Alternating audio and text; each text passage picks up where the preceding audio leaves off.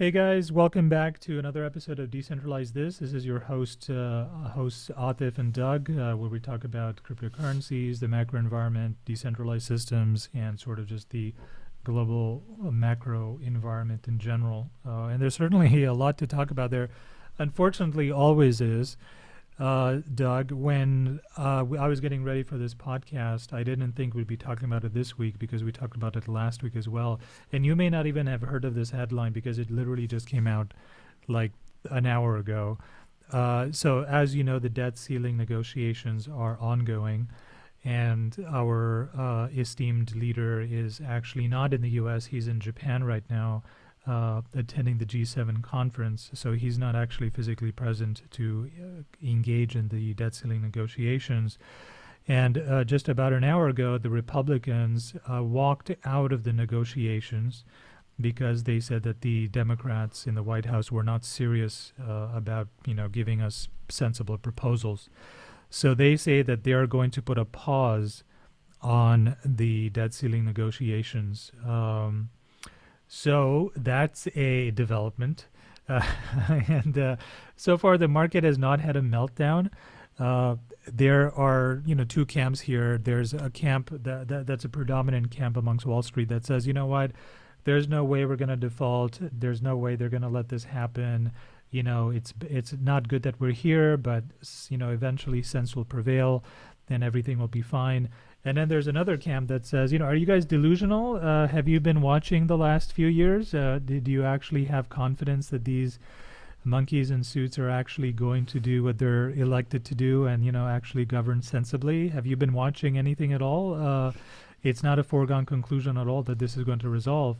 And I actually thought that they were probably just clutching pearls and perhaps over exaggerating the threat of us actually not getting this passed. But, here we are today. The Republicans have walked out of the negotiations. Now, whether they're just bluffing and, it just, this is going to be a 5 minute like long headline and everything's going to go back to normal. Who knows? Or this might be the start of some really big crisis. I have no idea about that either. Those are the two extremes. What do you make of this development, Doug?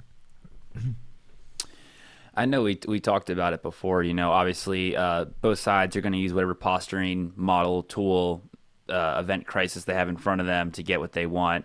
And to your point, I think both sides are doing that right now. There's some evidence that obviously, we talked about this.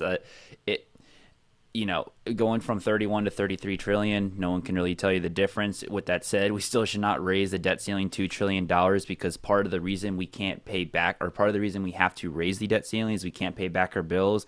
So the left and Biden's being a little bit disingenuous with that. But like we said, it would be full on pandemonium if we actually did default because, like you said, I think the stock market would have a hissy fit a week out. And then if it did, like we were talking with Rob and Sanat about it, we could easily have a 20% haircut in one day. Like stock, all the circuit breakers break by noon. I mean, it's just like 9/11 all over again, or like March of 2020, like stock market seizes up.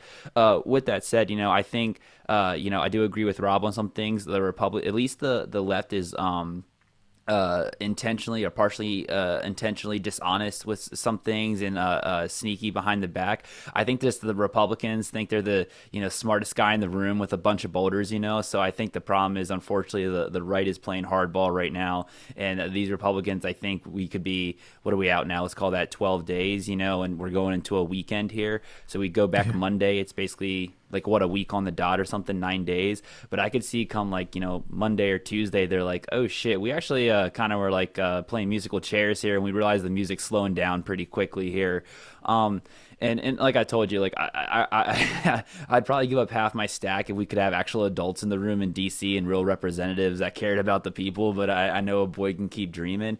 But I mean, I'm still concerned about it. But as we're talking now, on Friday, like at noon, I'm kind of laughing about it. But part of me too is like, yeah, they better get their shit together. This could turn into like a March 2020 type of equity Yeah. crunch. Yeah, I mean, it could. Again, I mean, this just happened an hour ago, so it's still developing. I think the market did go down just a little bit, but I think the market is still trying to suss out whether or not this is the negotiating tactic. They're just trying to wrangle for like a little bit more. But the problem is that even if they do come up with some sort of compromise, it still has to be passed by the House and the Senate, right? And Mm-hmm. the Republican leader McCarthy doesn't really have like a large majority. He has a razor thin majority in the House.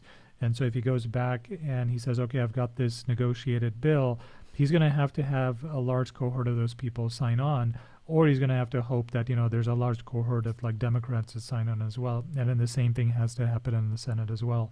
So there's no margin for error, is what I'm saying, Mm-mm. in a environment where things are so hyperpartisan that making the assumption that there's going to be nonpartisan voting when this thing goes down the wire is a really bold assumption to make. And I think I said this to in the meetup group the other day when we were meeting is should a default actually occur and things go to hell in a handbasket, people are going to look at that event in retrospect and say to themselves like, yeah, of course it was going to happen. I mean, like, what else did you expect? Did you expect it not to happen? I mean, look at all the signs, look at all the things that have been happening over the last few years Mm-hmm. with the severe amount of hyperpartisanship, with the degree of deficit spending. What else did you expect to happen? It was so Mm-hmm. obvious after the fact. It's sort of this weird thing where we're kind of walking into a black swan event, even though it's not really a black swan because we all see it coming. But it's going to be Mm-hmm. black swan like because one of the properties of black swan event is when it actually happens, it seems exceedingly obvious in retrospect that nothing else but that could have happened, or that it was just a incredibly deterministic kind of outcome that everyone should have seen coming. So that's kind of where I get really nervous about this, where I don't really have a lot of confidence that it's going to be the diplomacy of both parties and the degree of compromise that they're willing to do that gets us through this. I sort of think that if we do get lurch through this particular crisis, that requires Another one. bipartisan support, is going to just basically just be luck, and we have ourselves set up. I mean, the other thing that is not really discussed is they may raise the debt ceiling limit and they may just like punt the ball to next year. So they're saying, okay, Mm-hmm. we'll raise it for a year, right? And so then we're back where we started a year from now, which is, by the way, an election year where there's going to be a full-blown general election campaign in a year's time. And if that happens, all we've done is we've just moved the circus over by a year, and a Yep. short year later, we're right back where we started. And it's we talked about this in a lot podcast as well, and I don't want to belabor the issue, but I'm just very frustrated that our system is working in such a way where the entire global economy and this so-called reserve currency that we have, which is turning into a joke with every passing day, is held hostage to just petty politics and just sort of struggles of power. Uh, I don't really know what the solution here is. I mean, it just sort of seems like we're stuck in this system. Do you have any thoughts on any of that? I mean, yeah, I'm like you. It makes me frustrated, and same thing too. I try not to believe in coincidences, but if they do, like you said, they're not going to fix anything. It's just a band-aid on a shotgun wound, punt it to next year. And like I remember we were talking about that at the meetup, and I remember it was you or maybe Rob said that too. And then first thought in my head was like, oh my God, this is bad now. You punt this a year from now with all the political tomfoolery that would be going on, like, and not to sound like a dead horse either. I bring it up a lot, but same thing. There was that PBS Frontline documentary about the '08 financial crash, and with Hank Paulson and everyone that was in the Bush campaign, and as they transitioned over to Obama, obviously became the president following. But they basically talked about all the craziness that came on, and basically what finally passed to be the TARP Act was basically the third revision on it, because at first it was kind of like a verbal handshake. They couldn't get the votes. Then they got it passed, and then they started putting liquidity into the system, and they're like, oh, this isn't really working. And then they came out with the third and final idea. It's like, all right, let's directly put money into the banks, which obviously was good and bad for a variety of reasons. But anyway, it basically was the third shot. But basically, Hank was saying that by the third time, if this didn't work, he probably would have found like a rock to crawl under, because like we just said, this was almost Christ 15 years ago. And politics has always been politics, but like you just said, something about the last 5 years, our democratic institutions have just gotten so, like, effed up isn't even a good enough explanation, but they've just gotten so Frankenstein that it's like the fact that almost anything gets passed, or the fact that like we woke up today and shit's not nuked to hell and back. It's almost a miracle because, like you said, this is a real big voting point. I guarantee you, even if they pass something and this is water under the bridge, like you said, a year from now, people are going to be talking about it. It's going to be a talking point, a voting point, this, that, and a third. But my thing is, like, what if in 5 years something really, really big comes up? Like, we need to vote on whether we're going to go into World War III with, pick your, countries, pick your sides or whatever. And I'm like, man, if we can't even pass our own internal budget, like if we can't vote internally who's going to pick up the dinner tab in 5 years, if we have some real shit we need to decide on, like, we're screwed with these idiots. So I'm like you, I get frustrated on it, but I try to stay optimistic and keep as little touch on it as possible, because it's just like, we should have better representatives, we should have adults in the room, but unfortunately we don't. So it's like, try to give it the minimal and necessary brain attention. Oh, yeah, or what a lot of people are advocating instead is opt out. Yeah, And make a peaceful protest and buy into a monetary network that is decentralized and non-sovereign and allows for self-custody. Obviously I'm talking about Bitcoin over here. So yeah, I mean, that's, I think, I'm hopeful. I'm actually not hopeful in the sense that I don't want us to default, and I don't want Bitcoin to go up because there's a catastrophe in the fiat system, and that catastrophe is best hedged by buying into the Bitcoin monetary network. I don't want Bitcoin success to be at the feet of, a giant economic calamity. It just, it just makes it a very bittersweet sort of, victory. If that were to happen, I would rather have, rising tides lift all boats, and, Bitcoin being one of them as well. And it be just a safety valve that is accessible to people who just want to opt out of the fiat system. But I would definitely not want the fiat system that we currently have to end in such a catastrophic way, which, I mean, there'd be severe stress to the system if that were to happen. So yeah, man, I mean, it's frustrating that we're in the situation. You mentioned 2008, and I was paying attention quite a bit at that time as well. And there wasn't the kind of partisanship back then. This was, so when the 2008 crisis happened, as you know, the 2008 elections were ongoing as well. So it was at that time Barack Obama and John McCain who were running, and the crisis sort of really took hold at the tail end of that campaign. So the primaries were over, and it was down to Obama and McCain. And there was a period of time where McCain actually says that he's suspending his campaign so he can go back to Washington. He's going to D.C., yeah. Yeah, he's going back to Washington to sort of discuss. And Obama went as well, and Obama, McCain, and Bush, at that time he was the president, all had a White House meeting, and there wasn't any of this rhetoric about, because just imagine if Trump was in the mix back then, right? Like we had 2008, and Trump was one of the candidates, one of the three people, one person being the actual president, Trump being the candidate, and then, the third person being a candidate for the Democratic Party, for example, right? So just imagine if the crisis had happened today, there would be so much partisan hand waving, and there'd be so much opportunism. People would basically just be thinking, how can I leverage the crisis to sort of escalate my profile, whether that's to go viral on Twitter or raise campaign funds or whatever it is. And the unfortunate reality is that if there is a default kind of crisis looming or very close, or we just brush up against it and we avoid it with the thinnest of margins, which looks like that's what's probably going to happen, unfortunately, there's going to be so much political hay made in the hyper-partisan,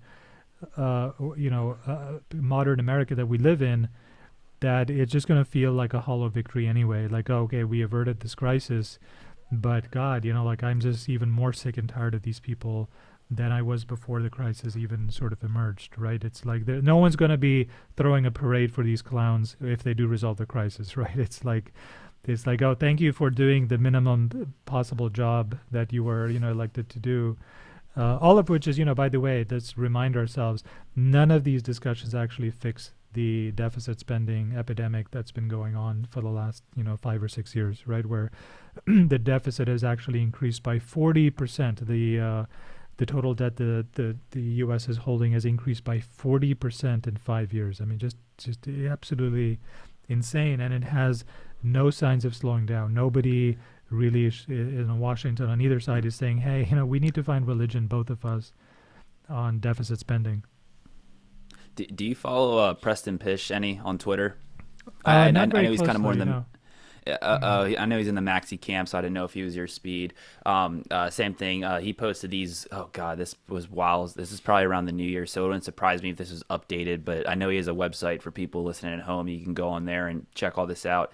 But he had a couple of charts, and before COVID, so he had they were running parallel with like a red blue line. So it was basically before COVID, and then obviously all the money printer went on Burr. It was something like by like 2060, 2070, at the rate we were going to be somewhere around like 80, $100 trillion or whatever. And then COVID happened. And then it was supposed to be like anywhere between 2035 and 2045, which sounds a ways away, but it's like, that's not that. And like we said, like we're just debating going from 31 to 33 trillion. If we 3x that, man, it's like I'll be amazed if we get to 60 trillion. Like, let me correct myself. In nominal terms, just ones and zeros, will we get to 60 trillion? Possibly, but it's like if we start pulling Zimbabwe, like Argentinian, Turkey levels of inflation like that, it's like I think shit's gonna get Mad Max. Like we joke about it, but people are gonna be like, "Where's your canned food and your ammo?" You have these people, they're like 600 pounds, heavy, right? And sometimes you look at them and like, what, this person, when they hit like 400 pounds, I did not think at that time, like, what, maybe I should like take care of myself a little bit better, right? And when they hit 500 pounds, they did not think then, that, oh, I'm getting a little chubby, maybe I should go on a diet, right? And they just keep going until they're absolutely enormous. Yeah. And the same actually applies for the U.S. deficit is, Yeah, it's that okay, slow creep. Yeah. yeah, it's slow creep. And, but at what point does like reality hit you in the face and you're like, we really need to fix this problem. This is like a That's the giant problem. question. You talk to there's a guy actually I follow, Alan. Oh gosh, it's not Thrall. That's another fitness guy, but his name's gonna hit me later. But basically, he used to be like a smoker, hardcore biker dude, basically, and then same thing. He kind of got his shit together, and he actually had some family members die from obesity. So he runs a YouTube channel now, and he puts out general fitness stuff anyone could follow. But his main client base is for morbidly obese people, because like you said, people don't realize this. If you're like over 100 pounds overweight, you are shaving like a decade plus off the end of your life. So if you're 500 pounds, you're not going to see when you're 50. But same thing, like he'll have on his YouTube channel, just like his clients talking about how like good he is and how they like even though they lost weight, like they have a whole new life. Like when they go out and do shit, they can actually go up the Yeah. stairs and not be winded. But basically, every single one of them, like he asked them, like, "Hey, when did like when did the light bulb go off? When was the black swan?" It's like I am literally gonna die here soon if I don't get my. And literally every one of them, it wasn't they were running with their kids. It wasn't they were running from a criminal. They're like, I was doing laundry and I blew my kneecap off. I was getting in the car and I slipped and fell and hit my head open. Like stuff you and I take for granted, literally almost became a life and death situation for them. And the reason I bring this up is because like we joke about this. Like even 10 years ago, these idiots in DC were still kind of better, but compared to now, it's like what you said. If we had the political landscape we have now in '08, we probably would have defaulted back then because it's like you said, shit just gotten so crazy. But to your point, everything's like in hindsight 2020, 10 years from now, because I was kind of like, people joke like Bitcoin fixes this. Like 10 years from now, if we have hyper Bitcoinization, we could look back at, like you said, like when does someone wake up and like, hey, I need to start losing weight? If these idiots default on June 1st, like who knows? We could have like another COVID surge where like Coinbase and Kraken literally can't keep up with the new customers. Now, I doubt that's happening because I think a lot of the run up they had in 2021 was new users from the price action and stuff. But to your point, I mean, in 10 years, we could look back and be like, yeah, these people were fucking idiots, but they couldn't do their job. And that's why we have a whole new, cohort of, crypto adopters. Yeah. Well, we'll see what happens. The news of them walking out just is barely an hour old, and we'll see how seriously it's already front page news on Bloomberg. So we'll see how seriously this actually affects the market. If this is just something, this is just a 5 minute thing, and then everything's going to settle down. But I also remind everyone that the president is actually not in the United States at the moment. He cut parts of the trip short so he could come back and finish the negotiations, but I mean, this process should have started a month ago, 2 months ago, Mm-hmm. 3 months ago, right? And we're only now really getting serious now that it's down to the wire. It's crazy. Another very significant thing occurred over the last few days as well with the hardware wallet provider Ledger.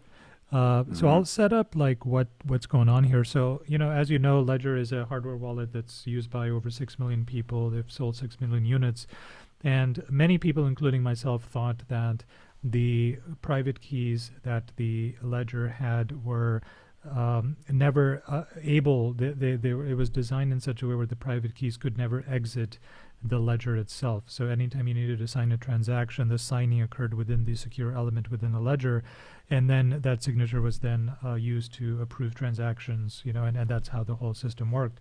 So over the last few days, they introduced this new feature. I forget what they're calling it now, but the feature allowed for you to export the private key in an encrypted fashion to three different custodians, right? So Mm-hmm. one of them was Ledger, another one was, I forget the name of it, and there was also a third one, which I don't even think they actually mentioned the name of. But these three institutions would hold the encrypted versions of your private keys if you allowed them to. So it was an opt-in service. And then at any point in time, if you wanted the keys back, you had to KYC with them, and you had to like basically show them your passport or whatever it is. And once you did that successfully, they would send the the shards or the pieces of those private keys back to the ledger, each individually, so that they all like united and reformed your private key. This resulted in a very severe backlash on Twitter. Mm-hmm. Uh, the reason being that people felt they were highly misled by the idea that the private keys could never leave the ledger in the first place. And then Ledger more or less admitted, actually, in what was just like the worst public communications disaster that I've seen. I mean, this was basically their Bud Light moment, in my opinion. They basically shot themselves in the foot because one of the support staff on Twitter says, well, actually, the fact of the matter is that it was always possible for the private keys to be exported or to leave the secure element of the ledger. Yeah, I think I saw that We tweet too. Yeah. we basically you basically just trusted us this whole time that we wouldn't do it. Now, man, I don't know about you, but if you work in crypto in any crypto company and you say to your customers, "Hey, trust me, bro," right, which is essentially what he's saying in that tweet, I have a suspicion you're probably not going to be long for your job. So that particular tweet, forget about like being critical. People are now calling for, they're calling this basically a fraudulent operation, that Ledger lied to users all along. That if it was possible to export the private key, then that means that we were all misled into believing that the private keys were securely fastened in the secure element and could never leave. But if it can be released from your Ledger device by software alone, then what is preventing in the future some sort of firmware bug to be exploited by some smart contract? I'm just making it up, but Mm-hmm. once something is possible, then it's a matter of time before somebody figures out how to actually do it, right? If it's actually at least even possible. And here we stand. I mean, it's a big hullabaloo in crypto. Ledger has defended themselves and says, listen, this entire thing is completely opt-in. You don't have to use the service if you don't want to. But then the pushback is that, yeah, if it's opt-in, then why don't you just make another device which allows for this? And why don't you go ahead and, open source your firmware so we can all take a look at it and see how it is you are actually securing our private keys in these 6 million devices that have been sold since inception. Um, I don't know. I feel very betrayed myself, because I've told many people to use Ledger, and I've told many people what Ledger has told us is that the private keys never leave the Ledger. I still believe it's a secure and relatively safe way of storing your crypto, but these things are relative. What I would really like is for a device where the private key never leaves, right? And I know Rob came up with some mechanism. He mentioned it in our Telegram chat about how to do that, and it sounded super complicated. You had get an air gapped PC that never touches the internet. and then you use this thing, then you get a QR code, then you take the QR And a code to little bit the other of thing. goat's blood. Yeah, it was basically like a magic potion he was describing. It was very complicated, and a lot of the very very secure, private keys that are out there are just Bitcoin specific. Now, I know you're mostly a Hmm. Bitcoin guy, but I also dabble in the so-called shitcoins myself, and so my security concerns have to also be able to encapsulate the custody of these Hmm. altcoins and not just Bitcoin as well. So I'm a little bit of at my wit's end as to figure out what to do. I'm just hoping someone comes up with some solution here soon. I was thinking of going to Trezor because Trezor has open Hmm. sources firmware, so I have to take a look at that as well. But I don't know, man. What do you make of this entire controversy? I mean, what are your thoughts here? Yeah, I know. We talked about this probably like maybe a month or so ago, and I think I even told you at one of the meetups. Like after I talked to you, I kind of changed my stance slightly, but I still slightly die on. With that said, I still die on the hill that one of the if you had to make a 10 commandments of crypto, I think easily in the top five. It's don't trust, verify, not your keys, not your coins. Um, I like I said, I push back on the maxis that are like don't trust anything, verify everything. It's like, well, for example, you and I, like, we're not really mechanical people. We have car issues. We go on Google reviews and we just trust the other 500 five-star reviews that, hey, Bobby down the street, he has quality men, fair prices, good turnaround, he's professional, and and he could say all this car stuff to me. I can't verify that shit. Where it's like you're in the medical field, I'm in the live production thing. We can smell bullshit a mile away. But if we switch shoes, So the reason I bring that up is, a lot of people, like you said, there's kind of the put there was the I got why Ledger was doing it. Like, for the record, I use Trezor. Later this year, I'm thinking about getting CoinKit. They are a Canadian-based company, strictly hardcore Bitcoin cold storage. They have a new multi sig thing coming out, and obviously, if I get it, my idea was like keep my DCA going. But whatever DCA I get, I put on there. So God forbid if I lose it, I'm only screwed out of $1,000. But part of the reason they're so popular is they're open source. And again, I'm not a coder, but I've seen tons of YouTube videos where guys explain in plain English, like they go and they look up their code and they're like, this is what this means. And same thing. Part of the reason CoinKit is so popular among the Bitcoin maxis is because they don't really have firmware updates. They just give you the device and then it just works. And then obviously, if it kind of gets out of date, they make new versions. But to your point, I saw that tweet too by the Ledger individual, or assume they have a PR team, and I was just like, man, someone did not proofread that, because I know what they meant by it, but it was a really bad look when they're like, yeah, well, hypothetically, any time in the last 5 years we could have just rug pulled your ass. And I know you and I talked about that one time we were talking about cold storage, where I was making the case that if someone is going to do cold storage, it wouldn't hurt to have a Trezor, a Ledger, get yourself a cold card and some other stuff. To the point, it's like, I'm not a technical person. Even like I said, I got a couple of Trezors. I like them. I know that I am partially trusting them because same thing too. Even with the new Ledger update, I believe to all of them, just like with Trezor, you got to confirm the firmware update, and same thing, like you could opt out of this one. But to your point, it's like, well, if someone was smart enough like Rob and was malicious, they could probably kick an update to where you didn't even realize it got on there, and then they rug pulled your ass. But it's like a lot of things on Twitter. I got like the same thing. We're in a bear market right now, and we always talk about it. The best time to onboard people is right now. Things for the most part are calm. The price action is like only 5% a day, which for us is basically sideways. If it's not a 15% stick, it's like, who the hell cares, right? And the same thing too, like one thing we talked about with you last time, and I somewhat, again, I'm still a cold storage guy, but I agree with you. The mass amount of people, and I've even seen it with my friends, like I explained to them this little black potion thing I do to secure my shit. They're like, that sounds like a pain in the ass. And I tell them, I'm like, Yeah, it is. I have more than this, but let's just say you have 3 months of income in this. You want to make sure you can't easily lose that. And then if you do lose it, you have your private seeds somewhere else where you can recover this shit. And I don't know if you've talked to anyone normally about this, but their eyes glance over, but then like they're like, oh, well, I'll just keep my money in my bank account. And then you have to try to have that conversation, like your money in your bank account. So, like, I think Ledger could have handled this better. I think I didn't even think of it, but you just said, maybe just make a whole separate device where you start integrating this, and then if people want to, maybe over the course of a year or so, like, oh, there hasn't been any issues, let me try it. But to your point, I know other people, like, and Rob, as a tech guy, has brought this up. 95% of people are not going to do cold storage and not going to do multi-sigs for all the various reasons. Yeah.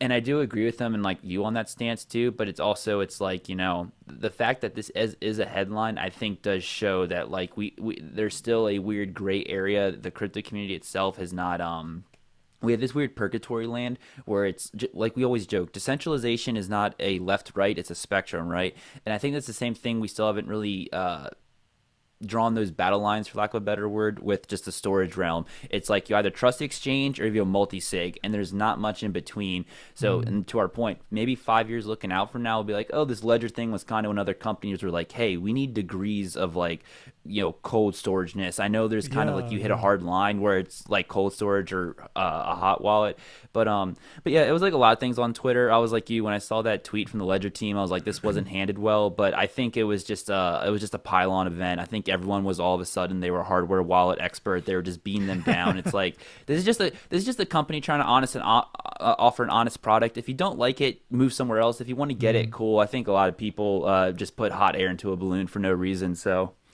Yeah, you make an excellent point. Like, that's a good way of phrasing it. Degrees of cold storage, right? So, how hot do you want? Did you want it to be really cold? Do you want it to be a hot wallet, or do hmm you want lukewarm, right? And maybe you need to come up with a sort of a UX that is, allows you varying degrees of security. Because, like you said, your grandma isn't going to be sitting there like pressing the buttons on a no. Trezor, ledger, so she can move her Bitcoin or whatever it is from one place to the other place, right? And the vast majority of people are not. I think we sometimes forget because we are in our own crypto bubble Yeah. that we are really early adopters. You remember, like, well, you don't probably remember. I'm older than you, but there was a time where you wanted to connect to the internet and you had to like jack in your phone, line to the modem. Actually, there's something called a modem, by the way, and you put your phone line into it, and then it would make I all love these yeah. weird noises, ching, ching, ching, pring, pring, and like, I see all these tweets on Twitter as well about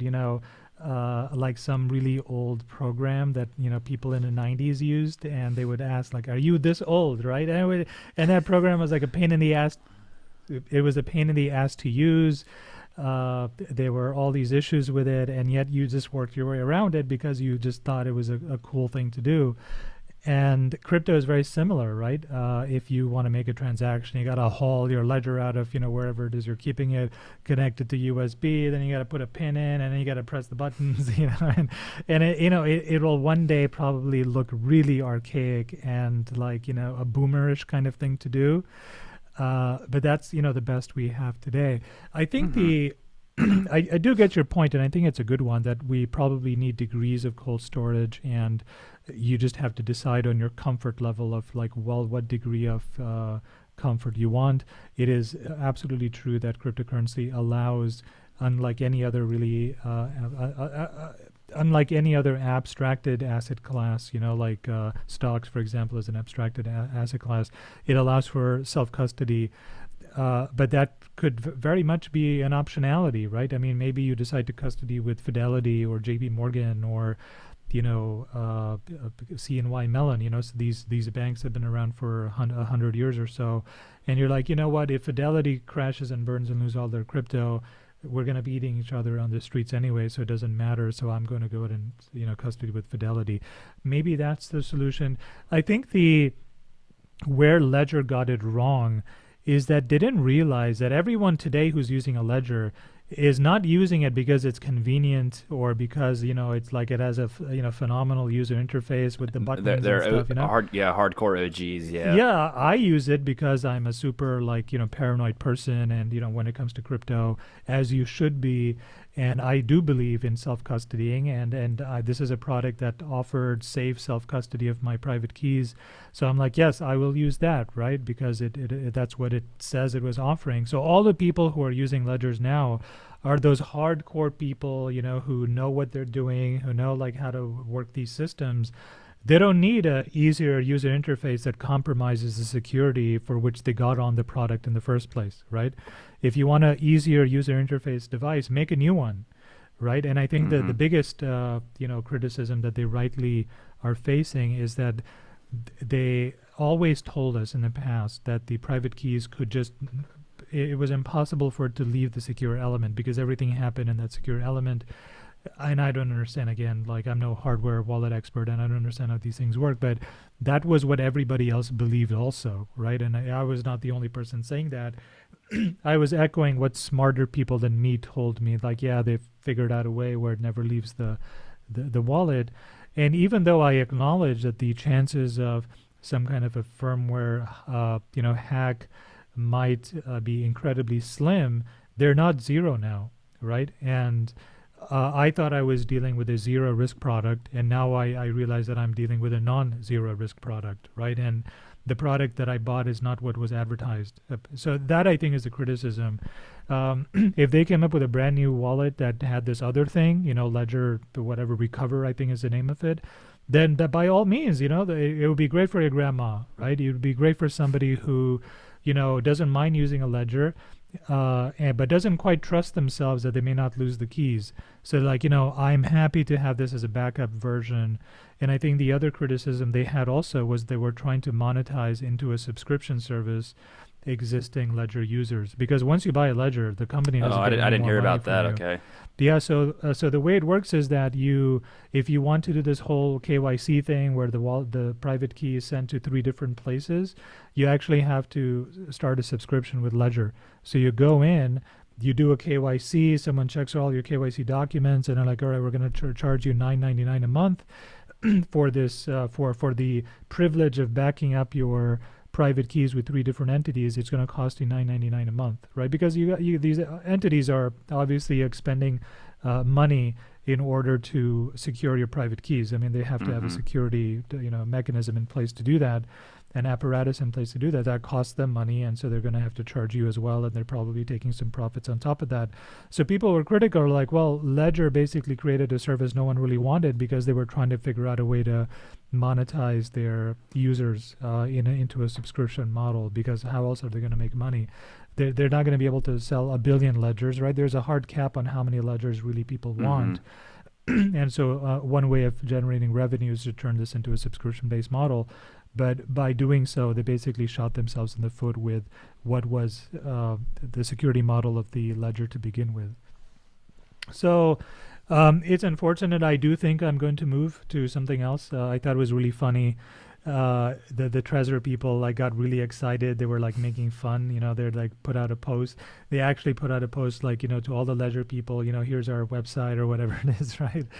Um, so yeah, I think they definitely did misstep. I think a lot of people are going to leave, but it also opened my eyes to the idea that well, two things, right? One of the reasons I'm going to leave is because, and I said this in our Telegram group as well, that there is no such thing as a sacred cow anymore in Mm-hmm. crypto. Anybody and everybody can fail, and there can be catastrophic failures of entities and systems that you did not think were possible to fail. You can start from Mount Gox. They can go all the Yep. way up to all the things that happened in the last few years. It has shown us that these systems and entities that we thought were unimpeachable are just giant Ponzi's and frauds, right? I mean, we had people who came to our Telegram, to our actual meetup group that worked for Celsius and would tell us what a great guy Alex Machinsky was and what a genius he was and how Celsius is so, blah, blah. I mean, we heard a lot of that in our group from Yep. people who actually worked there. And I believed them, not that I put any money in. I'm like, oh, that's great. I'd rather keep my money in my ledger. Yeah, but now I'm even rethinking that, right? I'm sorry, what were you gonna say? Oh no, just like to piggyback off that, like I said, the last like month and a half, Rob and I have had like a non-intentional but like 5-part series like political thing going on. We're just kind of like playing ping pong back and forth. And I'll admit, I think I won 2 of the rounds, so Rob has me up like 3-2. But Rob's no dummy, so I'm taking pride on that. But the reason I say Yeah, that is, pretty good. I told him. Part of the reason I'm upset with like the political scenes, we need to get our shit together. Like, I don't take the Republicans serious. The Democrats want to be the science smart people. I want them to be better. They should be better. Blah blah blah. And he's like, well, why do we need to get our shit together? I'm like, there's a lot of evidence we're having a fourth turning. And then we kind of just went down a rabbit hole. Like, you look back on history, it doesn't repeat, but it rhymes a lot, and just a lot of shit happens over and over and over again in history. And it's just funny how as a species we don't learn from it. And like what you just said, I knew we were at the top almost 2 years ago when we have guys come into our group and they would say something or this and a third, and I would kind of bring up like Eric Voorhees. They're like, "Who's that?" I'm like, "Bitstamp," and then I would say Mount Gox and Mark Karpellis. Like, "Who's that?" And like I would bring up this shit that like, yeah, in crypto terms, it was a lifetime ago, but we're talking about when was Mount Gox? 2012. I mean, it's like just a decade, and like these guys would have Yeah. no idea who it is or whatever. But like you said, they were talking about the latest and greatest thing that can't fail. I'm like, well, Mount Gox was like our that was our Lehman Brothers. It could not go down. It was our J.P. Morgan, and then it went down. So to your point, it's like I feel like every new crypto thing that happens, people are like, oh, this sacred cow, this golden cow is gone. But it's like to your point, it's like Mount Gox. I mean, literally, one in the white paper, Satoshi was just like, don't trust, verify, like all this, that, and a third. And then Mount Gox happens. So to your point, it's kind of funny how as a crypto community we get clubbed over the stick. Shit's kind of good for 6 months, and then we need another clubbing because a week in crypto is like a lifetime. So unfortunately, we all have pretty short memory. Exactly. We got too comfortable, Doug. That's what's happening. We were too comfortable, and the universe decided, hey, let me remind you, everything is up for grabs here. Anything could go to hell in a handbasket. All right, I wanted to change subject a little bit over here and talk about a couple more things before we sign off here. We'll start with the this one here. So Europe passed the MiCa bill just maybe about a week or two ago. So as you know, MiCa was the sort of a blockchain-based bill that they were sort of negotiating in Europe last year, and it finally passed. It got ratified. There are some issues with the bill. It's not perfect. They're already talking about a MiCa 2 to sort of upgrade it, but again, so it's not a perfect bill. I mean, there's some issues here. For example, there's nothing about NFTs in this bill. Like, what is an NFT? Is it a security? Is it a commodity? What are the rights of NFT holders? That's completely out the window. It doesn't talk about algorithmic stable coins at all. It doesn't recognize that as a stable coin. So back in the day, if something like Luna or today, if something like Luna tried to start up again, it is not addressed or protected or even talked about in this bill. And there's a few other things as well. But the biggest thing, though, however, is that it passed. Something passed, right? A pretty comprehensive bill passed. The other thing that's happening in Hong Kong that's going to happen in about 30 days is that Hong Kong is going to finally allow cryptocurrency exchanges to operate there after being banned, from China for some 5 years or so. And also, this is confirmed that Chinese residents will be able to partake in these exchanges as well. I think they're going to have some limits. So if you're someone who lives in mainland China and you have hundreds of millions of dollars, you can't put it all into the exchange via Hong Kong, but you can put some. I don't know what China always is very good about enforcing its capital controls, and so they're going to probably make sure that you can only put in so much money. But it has still passed, right? It's something, and here we are in the U.S., where we still have lawsuits lobbed against the SEC, and the SEC and Coinbase are going at it again. We've talked about this in the past, a little bit, and it's starting to firm up a little bit, this thesis that cryptocurrency industry might actually be poised to leave the United States entirely. We have talked a lot about how our leaders are essentially incompetent, and they're just screwing up in many places, whether that's just on the regulatory front or on the political domain. When it comes to wokeism or it comes to the alt-right, there's extremes and stupidity on both sides of the aisle. And this is yet another example of a place where America doesn't seem to be making the right moves anymore. What is your sense then, Doug, of whether or not the U.S. is actually going to lose this race here? Is the goose cooked? Because these other jurisdictions are moving pretty fast, and I don't even mention the Middle East, which has thrown its arms wide open actually to cryptocurrency. I mean, Coinbase's Brian Armstrong was in the UAE just a few weeks ago, actually meeting people over there. So that the Middle East has a lot of money, you may have heard, and A little bit, they're yeah. very interested. Yeah, they got a buck or two to their names, and they're more than interested to cash in on the next wave of innovation, which they see as being at least partly in crypto. So, what is your sense here of whether or not we're losing, or whether this situation is still salvageable, or has the door just opened and people are just starting to walk out and just they're just fed up and they're just not interested in waiting anymore? Yeah, I mean, to use your analogy, I wouldn't say the goose is completely cooked, but it's steaming pretty hard right now, right? Like the water is a nice boil. And like we Right. just said, like I'm being like that's the only thing I can think of. But like we just said, man, like like 30 minutes ago, these idiots in DC were just kind of doing a 2008 part 2, but now we're even, more bipartisan. And we got, like, what is it? Like not even a week work days coming up, business days coming up before these idiots have to, appropriate $3 trillion. Like, good fucking luck. They can't do basic math. And I think I've brought this up in the past too. I am, in my definition of America, I am patriotic. With that said, I am not one of just these blind MAGA folk that's like, we can never do wrong. I'm always going to be here. I could totally see easily in the next 5 to 10 years where it's like, between personal, business, my own moral compass, whatever the hell you want to call it, I could get out of here. And same thing, there's starting to become options around the world. And I told you when I first got into space, one person I really gravitated towards, because he's libertarian, and I would say I'm a wannabe libertarian, but Eric Voorhees, there's an interview where he's talking about this, and this is actually part of like my TED Talk cards when I get to people.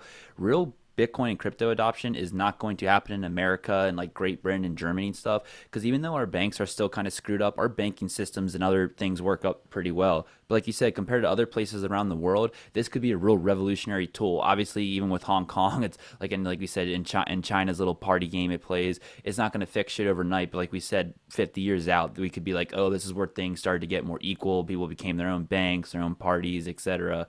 But he even talked about that. He's like, real crypto adoption is not going to happen in America. And this was a guy who had an American-based company. I think he had 3 companies at one point in New York City. But even like his MO, he's like, in 50 years, we're going to look back, and the real adoption did not happen in America for all those reasons. So yeah, I mean, like we always say, we're building the plane while we're flying it, and it looks like you just said a lot of other places are like taking this a lot more serious, and their plane's looking pretty good. Besides an extra piece of duct tape here and there, we're still missing like a wing and 2 wheels. So it's unfortunate, man. But same thing. That's the point too. It's like, if Bitcoin as a whole does better, I don't care if that happens here, Canada, Saudi Arabia, China, whatever. It's like, there's the network, there's the code, and as long as all that keeps working, I don't really care where the adoption comes from. Yeah, I think that's fair. You could argue essentially that this is a borderless technology, right? And if it doesn't take root here, then capital will go elsewhere. Mm-hmm. If the U.S. doesn't, make it friendly for Bitcoin adoption, I really do think Bitcoin will still continue to be adopted in third world countries. If you have the Lightning Network that allows you to be able to transfer money, in an instant from wallet to wallet, this is huge in places like Africa, for example, right? Where the nearest bank may be 100 miles away that you have to walk to on foot, or some really poor villages in Southeast Asia as well, where they just don't have access to credit or access to banking resources. So the need is there, and with the God, if this default happens, right? Coming back, not that I want to talk about the default again, but if it does happen, I think the world is really just going to be like, you know what? I think it's time to move on. This No, basket no, case of it a really country could, for can't. real. This basket case of a country can't even balance their budget, and they can't even like Yep. agree. I mean, here's the crazy thing about the default. Now I'm getting worked up again about the default, even though we've moved on. But it is an It's all good. entirely self-inflicted injury, right? Yep. Wound. No one Yep. attacked America, right? It wasn't a virus from China. It wasn't a meteor, right? It wasn't an earthquake. There was no water contamination by some accident, right? It's literally just like a bunch of people created this problem, right? They Yep. shot themselves in the foot. The very definition of a self-inflicted wound, right? And that's the craziest part of it, It's like, yeah, like Yeah. there's that there's that saying, "Do not interrupt your enemy when he's making a mistake." The Chinese must be looking at this. Yeah. I'm like, oh my god, these guys are fucking clowns, Like, even Russia must be looking at this. I'm like, oh, how could we benefit from this? If they do default. Yep. Anyway, Not for real. yeah. Your point is well taken about the the possible movement of the entire industry offshore.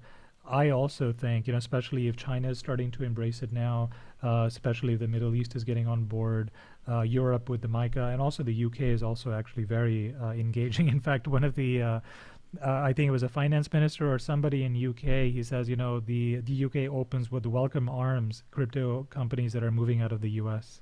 You know, that was just last week. So there's a lot of countries that are seeing a regulatory arbitrage opportunity, and you've got to like ask yourself, like, what are these regulators thinking? At what point are they going to finally, like, get their heads out of their asses and say, listen, we need some sensible sort of regulation that allows this industry to grow, or we just say flat out that we just don't want this industry to grow at all. We want to kill it dead we want to take a shotgun and shoot it in the face, right? But tell us where you stand, right? This sort of ambiguity here is them trying to, have it both ways. But all right, our last thing I wanted to talk about is we obviously have a very big event happening in Miami these days. You may have heard, Doug, Yep. the Bitcoin Miami conference of 2023 is occurring. I have not yet listened to any takeaways from the conference. I'm sure they'll start percolating soon, along with all the memes of Dogecoin Lambos and people on boats and that kind of thing. That's also going to happen, I'm sure. But one of the things I did notice is that they have said that the attendance of the Bitcoin conference is down some 50% since last year. And this actually is very concordant with the consensus conference that happened a few weeks ago that I actually Yeah, it was went down. to. It was way, way smaller than the one from the year before. Like it was probably half as small. In fact, I mean, it's probably maybe even more than half as small. Last year was enormous. Um, there are people saying on Twitter and other places, and I'm getting a flavor for this myself, that a lot of people who are working on Web 3.0 stuff have decided, crypto is not for me, and I'm going to get into the AI space because AI is the next big thing. And if you have the skills to be able to operate in the crypto world in some fashion, you probably have the skills to start an AI-based company as well. And people also, actually use AI and they see right away that, oh my God, this thing is actually super useful. I can do all these things with it. I can build things on top of it. I can use it. And I mean, AI more than anything else um, captures the public imagination, right? Because we have so many books and TVs and, literature, art that has talked about AI, going back 50, 60 years. We have none of that for crypto, for example. Um, so do you feel that some of that is going on? Would it be too much for me to say that crypto's time in the sun has come and gone, and that 2021 was the last flash in the pan, and that the energy is irrevocably gone from the cryptocurrency industry, or am I overstating that? Or is that just bear market I mean, blues and the monkey JPEGs will be back once Bitcoin hits $69,000 again? yeah, I definitely think I would say NFTs had their time in the sun. How we had 2017 ICOs. Every bull market has its own flavor of malware, vaporware. I do think part of it is just like we said is bear market blues or bear market blues. Unfortunately, um, I mean I do think part of it too. People joke that part of the reason like we did see this big adoption in the whole DeFi space is there's a lot of tech people, whether they're working in New York banking, Silicon Valley, pick your flavor. They're like, I have all these contingent rules. I gotta wear a suit every day. I look like a monkey. I gotta drive 2 hours. There's all these rules and borders, And they go to crypto land, and obviously, there's this pros and cons with that. But it's basically the Wild West, Like if you just want to go at it, guns a blazing, there ain't really anyone stopping you. Um, so we saw a lot of influx with that. To your point, or maybe let's just pick a number, 5, 10% of people leaving. Because I agree with you. I would say this thing we're calling, Web3, whatever. Part of it is that whole crypto DeFi. Another big part, obviously, is AI that's emerging right now. Could 5 to 10% of the money, tech, influence shit be going into AI? Yeah, I'm like you. I don't have numbers to support that. I'm just kind of, but one thing I joke with you about is I always say my own small circle, and like I use our crypto group as a good analysis. We joke about this. 18 months ago we had like what 20 people every night. Obviously not at once, but they'd come and go. the last couple of months we've had the same 10, usual people. We still have good conversations, but and same thing too. It's like consent. We're half as small. Consensus is half as small. Yeah, Miami is right, half as small. And to your right. point, it's like this shit. This shit. It's not a coincidence. They're all kind of in parallel together. And to your point, it's like could there be how do I word this? Even if the macro settings are right financially with whatever us, China, Russia, hyperinflation, blah blah blah. Even if the macro settings are right, could we still see like crypto maybe lag behind the stock to flow or where we should be in a bull market because some energy people are going to AI? I don't know. I do think to your point,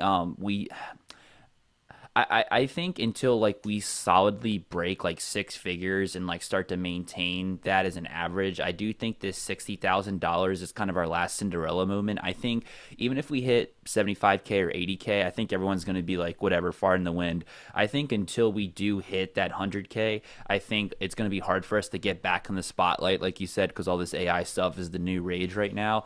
But to your opening statement, I do think it's just bear market blues. I think AI is not going anywhere, and I think there's a lot of issues with Bitcoin and just overall crypto right now. Again, I'm not a tech person. I'm not going to act like I can intelligently unpack this, but I could see easily in 10 years we go, oh my God, thank God ChatGPT came out, because there's all these issues with Bitcoin right now and scalability, and it's like if you get smart people in the room with other smart people with money and you give them AI, it's like in 10 years we could actually make this to where it's like you can pay your mortgage in Bitcoin. Like, you get what I'm saying? So Mm. right now I think AI is front running stuff, but like I said, 4 or 5 years from now I think crypto is going to be fine. We're just like we're just slugging through the bear market.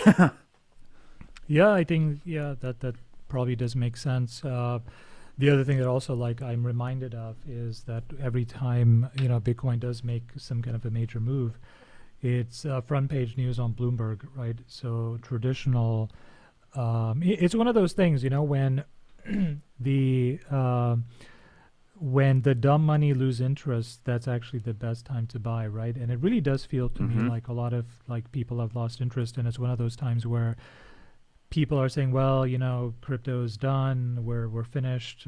This was just a whole Ponzi. That's exactly what they were saying at the bottom of the last bear market, also, right? It's Yep. like, oh, Bitcoin's dead, No, right? yeah, nothing new. Yeah. Yeah. It's probably more of the same. Although this time you have sort of the AI thing being a giant distractor, but. A point in favor of Bitcoin's continued relevance is, unfortunately, the banking crisis, the debt ceiling limit, the amount of debt that we have in the world, and the fact that AI is probably not going to solve the problem of unfinancialized humans that exist in the world today, right? So many people have no access at all to capital, to credit, to banking-like services at all because they're just, they're not in the infrastructure. And in the past, people used to think about, well, we need to get internet to uh, all people in the world, and the way we do that is we dig fiber optic cables underneath the earth, or we put up lines, all of that kind of stuff. In the same way that they thought about, well, we need to generate electricity throughout a certain country, then they would think about creating a centralized grid that went outwards. But the internet situation was completely solved by the advent of telephone towers, right, which allowed for you to access the internet because smartphones got invented, right? And as soon as Hmm. bandwidth got high enough, you also had access to the internet. And then Elon Musk did one better and actually created Starlink, which Starlink. Yeah. allows anybody in the middle of nowhere at all, even in the ocean, actually, right? Which internet doesn't work in the ocean, or rather, cell phone towers don't work in the ocean. But if you have Starlink, it actually does work. So the mechanism of spreading the internet around to remote regions of the world was solved in a technological innovation way, as opposed to just using the old way of building grids. And in the same way, solar powers, if you have a small village, you can just set up a very small solar, array on top of your house or in a field nearby, and suddenly the village now has access to electricity. You don't need a centralized grid for that at all. And in the same way, maybe cryptocurrency or Bitcoin or stable coins bypass the a lack of infrastructure of banking and banks, and the idea that you have to have a building that's called a bank, some miles away from you to be able to access credit, or put your deposits in or pay bills through it or whatever it is, right? All of that could be completely upended as well by the application of blockchain in those areas as well. So maybe that's one way of thinking about it. But that's definitely been a narrative that I've heard going around, is that, well, a lot of the people that are working on Web 3.0 are leaving. And I know you and me joked about this a lot as well, is like we have no idea what people mean when they say Web 3. It's like Yeah, it's like even saying that word like 5 minutes ago, it killed my soul just because like we joke about it, but you ask 10 people, you get 10 different answers. You ask 10 people what a dog is, you get one answer, like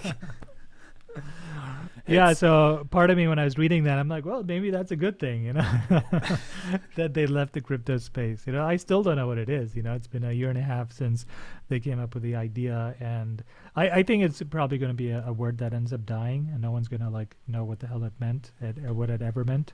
But I thought that was funny. Well, the Bitcoin conference will probably wrap up in a day or two, and we'll probably get some more out of it as well. I think it's interesting that it's also happening at exactly the same time this debt ceiling crisis is occurring as well, and I'm sure there's going to be speakers over there that's going to make hay of the fact.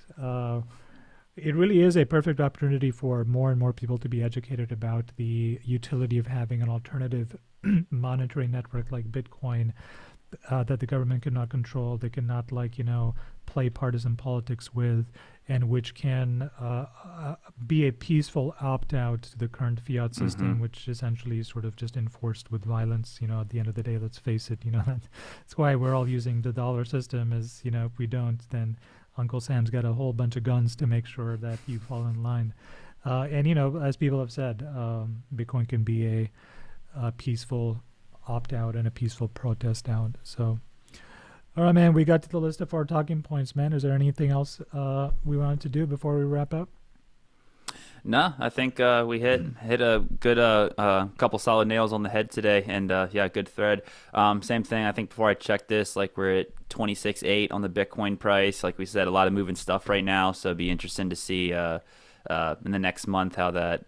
Was it 26.8, like 27K? But like we said, there's a lot of moving parts right now. It'll be interesting to see, in the next month where everything goes. But besides that, just trying to stay calm, stack up, and don't get wrecked. But yeah, man, good talk as always, brother. All right, man. I'll see you in the next one. Take it easy.